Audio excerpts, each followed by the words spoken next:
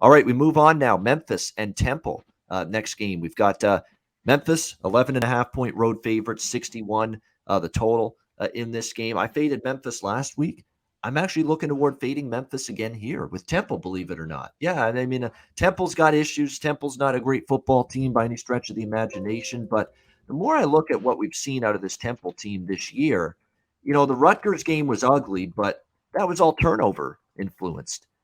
Temple was just turning the ball over left and right in that game. They actually moved the ball a little bit against Rutgers, but they couldn't stop turning the ball over. They obviously had a tough time against Boston College. It's just Memphis is in this price range right now where are we ready to lay double digits on the road with Memphis so far this year? I mean, the Mississippi State win was a fraudulent win. I said that last week. They were outgained by 222 yards. Mississippi State got a defensive touchdown. They got a special teams touchdown. All kinds of issues for Memphis in that game. They had a 21-0 lead against UTSA and blew it, essentially. UTSA comes back to win 31-28 last week. So the spot's dubious after a collapse like that against the Road Runners last week in that game. And you actually look at Temple and what they've done in the series. They played each other 2 straight years. Temple won 30-28 as 3.5-point dogs 2 years ago, 14.5-point dogs last year. Memphis wins 41-29, but Temple gets the money. Temple gets the money they lost by 12 as 14.5-point underdogs, and Temple outgained Memphis plus 31 in total yards in that game for Temple. I don't trust Memphis as road favorites. I get it, Josh. The offense is Seth Hennigan's been solid, but he didn't do much in the second half last week.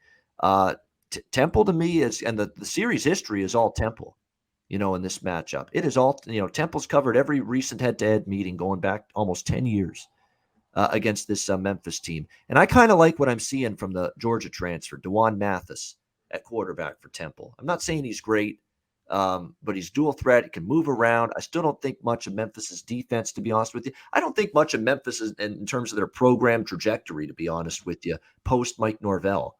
I don't think Silverfield is moving this program forward. I don't think he's securing the future here right now with Memphis. I don't see this Memphis team quite at the level it was under Norvell. So I'm on Temple here. It's a little bit of an ugly home underdog feel to it, but I've got questions about Memphis and their ability in this price range to get it done, especially when Temple, you go back, look at the last several years, all Temple against the spread, and all they've done is give Memphis fits. And I think those were better Memphis teams.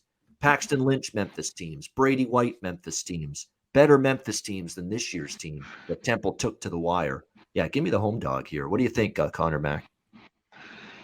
Yeah, this one's, to me, I lean Temple. You mentioned how they were 14.5-point dogs last year. That's what I wanted here for me. I'm lean Temple. I don't know if I get to the window. I definitely don't want Memphis. You're right.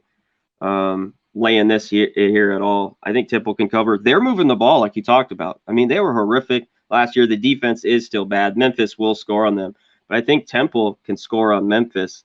I just don't know if it's enough for me to jump on Temple. Like I said, when you mentioned that 14.5, I was like, that's what I want here in this spot, and I don't think I'm going to get it, so I'll probably pass on this one. Yeah, I think that's not a bad call at all. I do lean over 61 a little bit, but we'll wait and see. I like the side a little bit more than the total with that matchup.